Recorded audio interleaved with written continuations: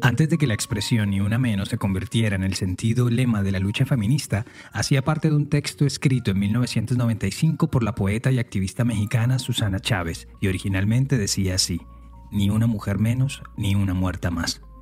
Chávez, entonces de 36 años, se pronunciaba líricamente en contra de las constantes y numerosas muertes de mujeres en el estado de Guanajuato y, como si se tratara de una oscura premonición, ella misma moriría asesinada y mutilada a manos de 3 hombres en la colonia Cuauhtémoc de la Ciudad de México en enero de 2011. 4 años después, y a miles de kilómetros de allí en Buenos Aires, se realizaría la primera marcha oficial bajo el lema "Ni una menos", y como una ola, como un despertar, las ciudades más grandes de Hispanoamérica fueron teniendo su propia jornada de "Ni una menos", que generaron, por lo menos, un cambio de conciencia en la población. Y es que cuando hay actos tan bárbaros, tan bestiales, que sacuden a la sociedad, es imposible dejarlos pasar desprevenidos. Yo soy Luis Badel y en este episodio de Crímenes Bizarros hablaremos del caso de Rosa Elvira Celi, la heroína que antes de morir identificó a su agresor, de cómo las autoridades intentaron lavarse las manos y cómo su salvaje asesinato hizo que cambiaran las endebles leyes colombianas en la materia. La primera llamada ocurrió a las 4:47 de la mañana. Era la madrugada del jueves 24 de mayo de 2012. Una mujer, de voz débil y apenas murmurando, pedía ayuda urgente al operador de la línea de emergencias 123. Le dijo que la acababan de violar en algún punto del Parque Nacional, un pulmón verde ubicado en pleno centro de Bogotá, y también que la habían dejado a su suerte. Pero antes de que la mujer pudiera dar más datos, la llamada se quedó sin señal. Luego de largos minutos, a las 4:50, el timbre volvió a sonar en la central telefónica, y de nuevo, la misma mujer, sacando fuerzas desde lo más profundo de su ser, pudo dar más detalles de su ubicación, a la vez que pedía con premura por una ambulancia. De inmediato se notificó a la policía y a los servicios de salud del distrito, y varias patrullas se dirigieron al lugar con la intención de recorrer las casi 65 hectáreas, unos 650.000 metros cuadrados de todo el parque. La mujer había dicho que escuchaba el sonido del agua fluyendo como un arroyo, y fue por ello que los uniformados se concentraron primero en los alrededores del canal del río Arzobispo, un cauce de casi 1 kilómetro de largo que atraviesa perpendicularmente todo el parque. El cielo bogotano aún estaba oscuro y muchos tramos de ese complejo recreativo, principalmente los que quedan hacia arriba, hacia la montaña, no contaban con el suficiente alumbrado público, así que por momentos el rastreo se realizaba en medio de una agobiante oscuridad. Con la luz del sol llegaron también los avances, y en un tupido sector del parque, a la altura de la calle 39 con la Circunvalar, una avenida que serpentea parte de los cerros orientales de Bogotá de norte a sur, un grupo de uniformados encontró a la mujer. La escena era impactante. Una mujer con signos de hipotermia, desnuda de la cintura para abajo y con múltiples heridas visibles en rostro, brazos, espalda y piernas, yacía inmóvil sobre un charco de sangre, como tratando de no moverse más de lo necesario. Estaba consciente. Mientras le prestaban los primeros auxilios y esperaban la llegada de la ambulancia, la mujer les dijo a los uniformados que ella sabía muy bien quién era su agresor y contó algunos detalles de lo que había pasado. También les dijo que se llamaba Rosa Elvira Celi y que vivía en el barrio Galerías, en la céntrica localidad de Teusaquillo. A las 6:21 de la mañana de ese jueves llegó la ambulancia y, según afirmó una nota del diario El Espectador del 31 de mayo de 2012, pese a la gran cantidad de lesiones, Rosa Elvira alcanzó a ponerse en pie y dar algunos pasos. La lógica indicaría que con la magnitud de sus heridas la hubiesen podido llevar al hospital más cercano, que en ese caso sería el Hospital Militar, un completo y renombrado centro médico ubicado a menos de 3 kilómetros de distancia, pero por razones que nunca se aclararon, la llevaron al Hospital Santa Clara, en el populoso sector de Antonio Nariño. Y aunque también es un hospital nivel 4, el mismo que el militar, este está ubicado a 8 kilómetros de distancia y con una alta probabilidad de encontrarse con el congestionado tráfico de la capital colombiana en el camino. Lo cierto es que, según lo reportó el centro médico, la ambulancia con Rosa Elvira Celi llegó a las 8 de la mañana. La paciente en cuestión de minutos hace paro cardiorrespiratorio en urgencias, es reanimada, sacada del paro. Ni bien ingresó al centro médico, la mujer de 35 años sufrió un paro cardiorrespiratorio. Enseguida fue reanimada, intubada y sedada. Pero fue cuando empezaron a revisarla en detalle, cuando se disponían a realizarle la valoración médica propia de los casos de violación, que se dieron cuenta de la sevicia y sobre todo de la gravedad de los hechos. se encuentra en el examen que hace cirugía de urgencias del hospital que hay cierto trauma a nivel anal, perianal y a nivel de esa zona específicamente, lo que se supone que es una paciente abusada. Manifestaría tiempo después en una rueda de prensa José Páramo, subdirector científico del Hospital Santa Clara. A Rosa Elvira la golpearon en la cabeza, le produjeron un trauma craneal contundente, también la acuchillaron en la espalda y además trataron de ahorcarla. Al menos eso dejaban ver las marcas en su cuello. Lo más aterrador vendría después. Al notar tierra, barro y restos de vegetación en sus entrañas, los médicos dedujeron que un cuerpo extraño le había sido introducido por el ano y le había destrozado el útero, las trompas de falopio y los intestinos. Rosa Elvira había sido empalada y ahora su cuerpo luchaba contra una severa infección que le generaron las salvajes heridas. Mientras tanto, las ediciones de noticias matutinas, tanto de radio y televisión, ya empezaban a contar el caso de la mujer encontrada en el Parque Nacional. Por su parte, las autoridades trabajaban con los dos nombres que la mujer les mencionó tan pronto la encontraron: Javier Velasco y Mauricio Ariza. Y para ello, debían conocer primero que todo a la propia Rosa Elvira.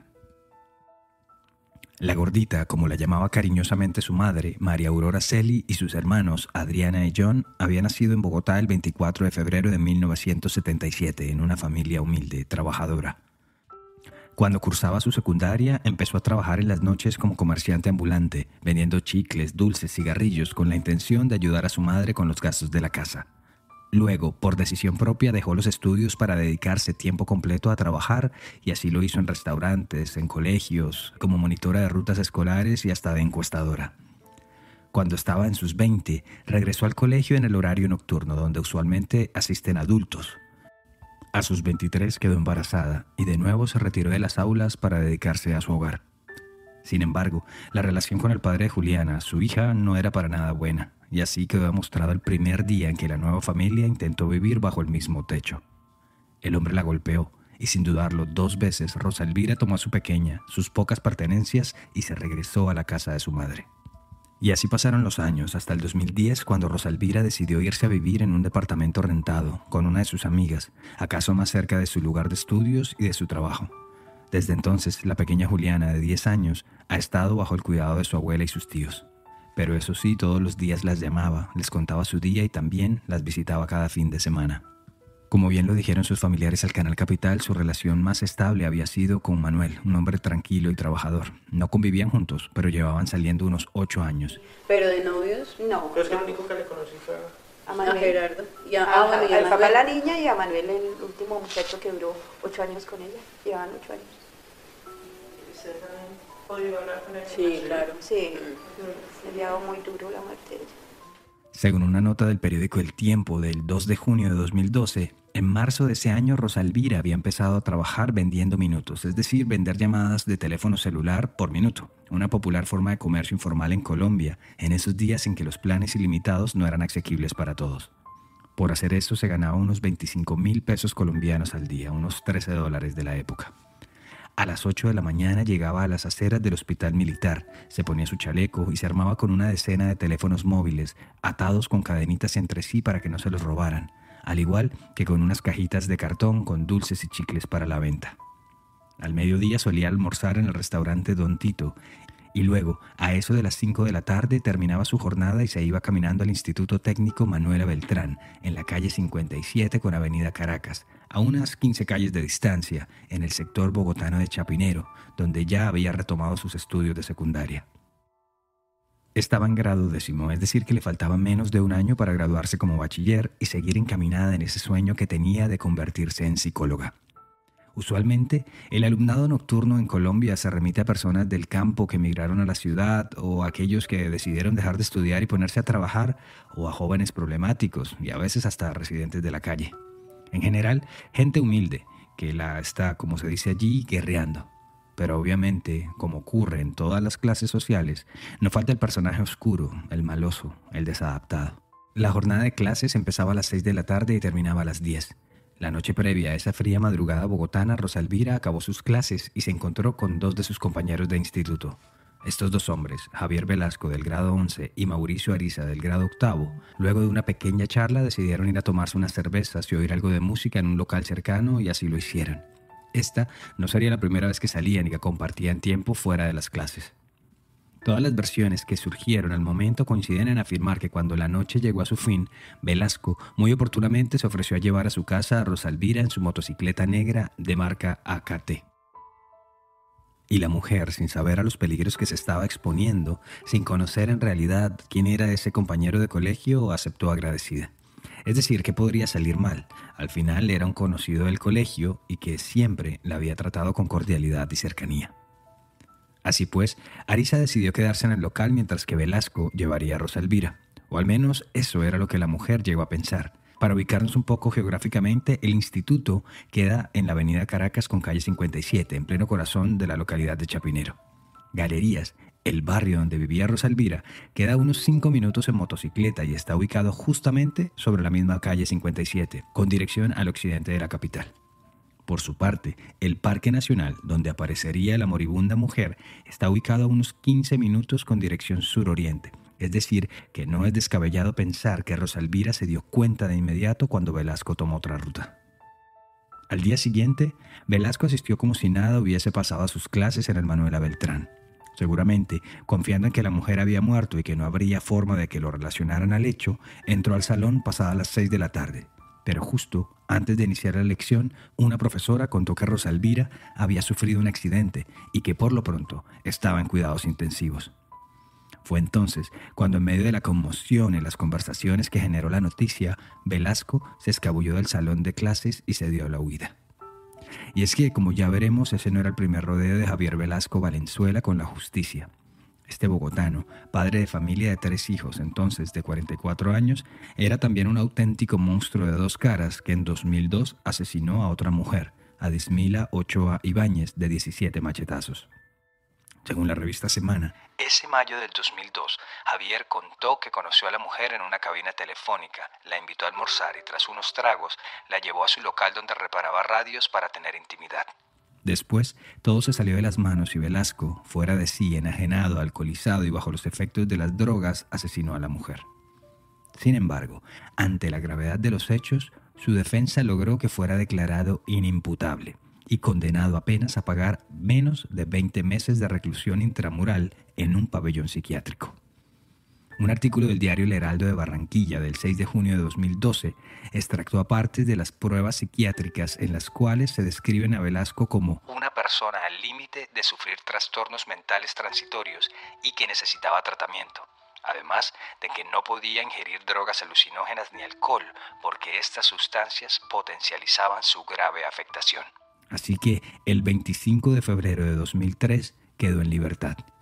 Pero lejos de corregirse y alejarse de los vicios, Velasco siguió con sus andanzas llenas de alcohol y drogas, principalmente marihuana, cocaína y bazuco, que es como una pasta base de pésima calidad. Pero ahí no terminaba todo. Una de sus exparejas lo denunció penalmente en 2007 por abuso sexual a sus propias hijastras de 4 y 10 años de edad. En 2008, por su parte, fue acusado del delito de acceso carnal violento cuando abusó de una trabajadora sexual cuando ésta se negó a tener relaciones sin preservativos. Lo curioso es que sus compañeros de aula y algunos conocidos decían que era un tipo muy alegre y social, respetuoso y colaborador, pero sus familiares sabían muy bien que Velasco era todo lo contrario. Sin duda, un tipo que sabía esconder muy bien sus 2 personalidades. Al respecto, el psiquiatra Juan Isaac Llanos, exdirector del Instituto de Medicina Legal, lo resumió a la prensa de la siguiente manera. Es capaz de engañar con su comportamiento. En cualquier momento puede tener acciones o comportamientos violentos con los que puede causar daño, incluso cometer delitos execrables de manera consciente. Rosalvira era, pues, su más reciente crimen. Su ataque se había convertido en un hecho nacional y todas las pistas apuntaban a Velasco, quien seguía escondido. Mientras tanto, a Rosalvira le fueron dados 80 días de incapacidad médica y su recuperación avanzaba muy lentamente. Al menos al principio de su internación. Después, pese a los esfuerzos médicos, entró en un cuadro profundo de peritonitis producto de la severa infección y falleció 2 días después, el 28 de mayo. Esto fue lo que le dijo Adriana Celi al diario El Espectador de cómo le contaron a la pequeña Juliana lo que había pasado con su madre. Entonces, el día del plantón me dijo, tía, ¿cómo así que asesinato? Luego ya no se murió por lo de la cirugía, que no aguantó. Entonces yo le dije, no, mira, lo que pasa es que como la golpearon cuando la robaron, para la justicia eso se llama, entró en parte de sus golpes y su trauma como un asesinato. Entonces me dijo, entonces sí son cosas que nos toca manejarla y que en algún momento ella tiene que saber. Ella lo ha tomado bien, ella es muy madura para su edad, aunque tiene muchas cosas de niña todavía, pero sí hay cosas que asimila muy bien. ¿Recuerdan el trauma craneoencefálico severo diagnosticado en la primera evaluación médica de Rosa Elvira? Bueno, pues poco tiempo después se confirmaría que fue producto de un golpe dado con un casco de moto. Refiere también que posteriormente esta lo llevó al Parque Nacional obligada y que allí la golpeó con el casco de la moto en varias oportunidades en su rostro, en su cabeza, y posteriormente la violó. Es más, en el Parque Nacional, lugar donde ocurrieron los hechos, las autoridades hallaron los zapatos de Rosa Elvira, su pantalón, un esmalte, un collar, restos de su pelo con cuero cabelludo aún y un trozo del chaleco amarillo reflectivo, de uso obligatorio para todos los motociclistas colombianos, con el número CDB05B. La placa, la patente que correspondía justamente a la motocicleta de Velasco. A las 7:45 de la noche del viernes 1 de junio, a escasas 2 cuadras del Instituto Manuela Beltrán, la policía capturó a Javier Velasco, hecho que fue aplaudido por todo el país y hasta celebrado vía Twitter por el presidente colombiano Juan Manuel Santos. Según el diario La Vanguardia, durante el allanamiento a la vivienda de Velasco, hecho después de la muerte de Rosa Elvira, las autoridades encontraron un reloj de mujer y un cuchillo untado de lo que sería sangre. También hallaron una carta escrita para Rosa Elvira en la que Velasco reconocía su accionar. En el texto le pedía perdón y le decía que ella era su amor eterno. 2 días después, el domingo 3 de enero de 2012, organizadas por redes sociales y bajo el lema Ni una rosa más, miles de bogotanas y bogotanos salieron a las calles de la ciudad a exigir justicia por el cruel asesinato de Rosa Elvira. Tengo el alma partida. Son casos que se repiten y se repiten y se repiten. Hay que ponerle punto final. Así respondió una participante de la marcha en medio de las lágrimas a las noticias del canal Caracol. Manifestaciones similares se realizaron ese mismo día en Cali, Medellín y Barranquilla, y por primera vez todas las voces se unieron en contra de la silenciosa epidemia de feminicidios que hasta entonces se presentaban como crímenes pasionales. Ese mismo día también se entregó a las autoridades Mauricio Ariza Rojas, el otro hombre mencionado por la mujer en su agonía, pero luego de varias pruebas de ADN y ciertas verificaciones, se pudo comprobar que no tuvo nada que ver con el triste destino de su compañera de clases. A los pocos días fue dejado en libertad. La defensa de Velasco, por su parte, intentó jugar la mano que jugó en su último asesinato y fue a apelar a la locura para intentar una nueva exoneración y ser declarado inimputable de nuevo. Así lo explicó su abogado de oficio, Jesús Vicente Revelo, al Canal Capital. Él no se declara culpable y él en primera instancia le manifiesta a la defensa que él ha tenido otro tratamiento en época anterior, por los años 2002 o 2003, que tuvo un caso de un homicidio y que en aquella oportunidad fue tratado como inimputable. Aspiraba pues a que en esta oportunidad también tenga la misma suerte y tenga el mismo tratamiento. Sin embargo, no iba a ser una tarea fácil para ellos. En el caso de Rosa Elvira, la Fiscalía contaba con 150 pruebas entre físicas y testimoniales en contra de Velasco, y con las cuales exigirían la máxima condena posible por los delitos de homicidio, tortura y acceso carnal violento. Aún así, solicitaron varios exámenes psiquiátricos, pero los resultados, esta vez, estuvieron bastante alejados de los que le practicaron en 2002. El Instituto de Medicina Legal entregó el diagnóstico psiquiátrico de Velasco, en el cual se dejó en claro que el acusado era consciente de sus actos en el momento en que violó y torturó a Rosa Elvira Celi. En otras palabras, Velasco era imputable. Y para evitar que pasara de nuevo lo que sucedió con él y con otros tantos asesinos, empezaron a llevarle todos sus procesos judiciales pendientes de manera simultánea. Es decir, los del abuso sexual a sus hijastras y el acceso carnal violento a la trabajadora sexual. Parecía por fin que no había escapatoria para este personaje, y así fue. El 27 de diciembre de 2012, 7 meses después de haber cometido el crimen, Velasco fue condenado a 60 años de prisión, pero como finalmente aceptó los cargos, le fue reducida la condena a 48 años.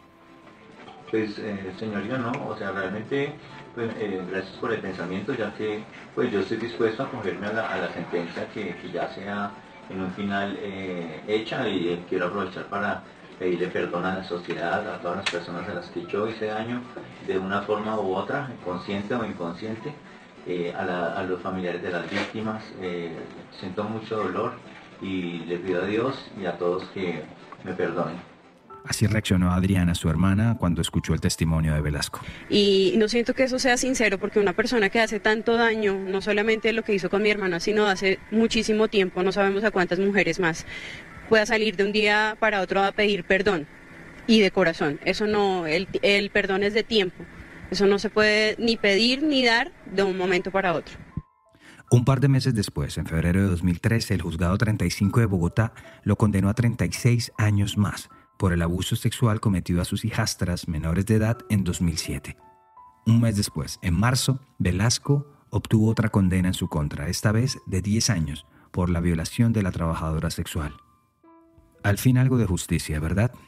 Lo cierto es que si en 2002 no lo hubieran dejado en libertad, no lo hubieran declarado inimputable, tal vez nada de esto hubiera pasado. Porque es que si algo ha demostrado la historia criminal es que hay gente que no merece clemencia o segundas oportunidades. Por su parte, la familia de Rosa Elvira demandó a varias entidades distritales, abro comillas, por no haber prestado atención oportuna para evitar la trágica muerte de la mujer de 35 años, cierro comillas. Pero la rapidez de los fallos en contra de Velasco contrarrestó con la lentitud de este proceso judicial, que hasta hoy sigue abierto. Y, como si el horror hubiera sido poco, la respuesta de la Secretaría de Gobierno de Bogotá en 2016, 5 años después de los hechos, fue simplemente alucinante. Según el documento que reveló entonces el diario El Espectador, Rosa Elvira puso en riesgo su integridad y vida hasta el punto de que Javier Velasco le cercenó su existencia. Si Rosa Elvira Celi no hubiera salido con los 2 compañeros de estudio después de terminar sus clases en horas de la noche, hoy no estaríamos lamentando su muerte. Un poco cínico, ¿no? Es decir, según los abogados de la Oficina Legal de la Secretaría de Gobierno de Bogotá, la culpa fue de la víctima. Una práctica tristemente generalizada en la defensa de casos de abuso sexual o de violencia de género en todo el mundo. Si les pasó lo que les pasó es porque estaba vestida de X o Y forma, o porque estaba en el lugar o con la gente equivocada. Esta respuesta se conoce con el término de revictimización de la mujer y obviamente generó un repudio en toda la población. El entonces alcalde de Bogotá, Enrique Peñalosa, fue uno de los primeros en rechazar el concepto y a través de Twitter dijo: estar indignado con la postura de las abogadas de la Secretaría de Gobierno sobre Rosa Elvira Celi. Me duele que eso haya ocurrido. A su vez, el mismo secretario de Gobierno, Miguel Uribe, dio una rueda de prensa ofreciendo disculpas a la familia de Rosa Elvira por el exabrupto. La funcionaria apoderada nunca puso en conocimiento mío la contestación de la demanda, ni yo avalé ni autoricé dicho concepto. Esperamos que este hecho desafortunado, que nosotros además rechazamos y compartimos la indignación, sea la mejor oportunidad para que nunca, jamás vuelva a haber un caso como este.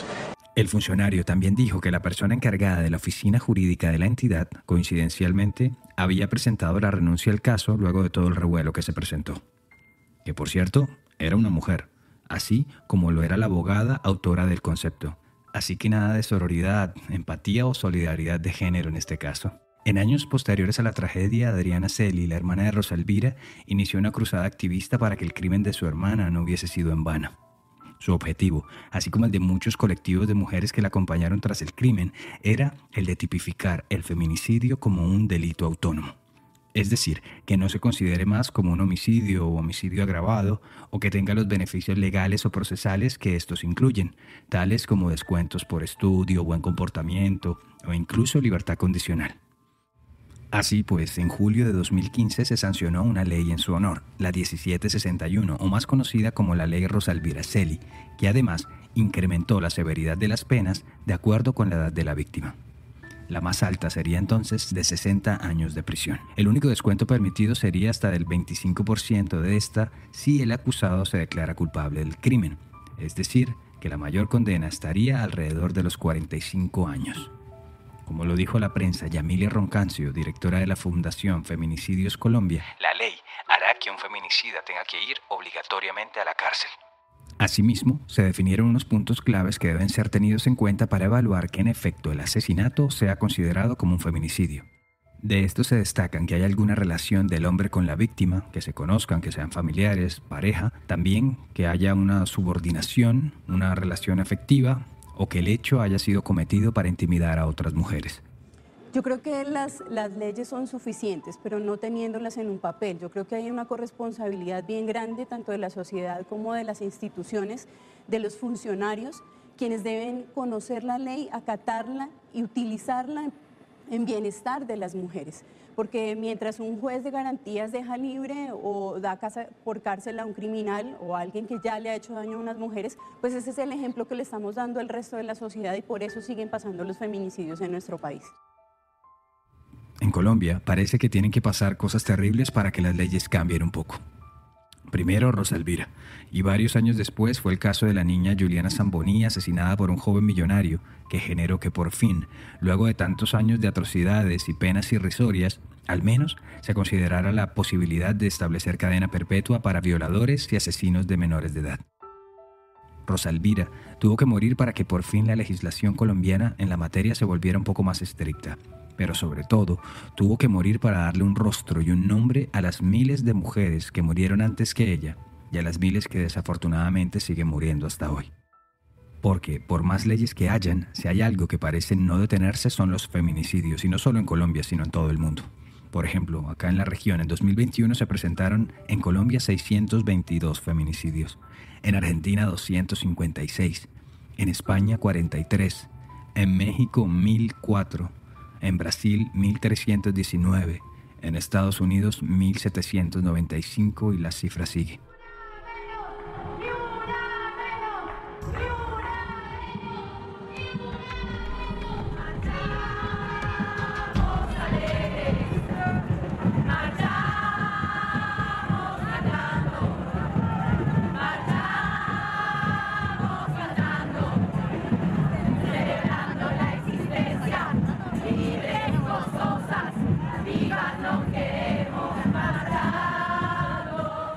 Así que hasta que llegue el día en que no haya más víctimas de feminicidios, siempre tendrá sentido gritar, ni una menos.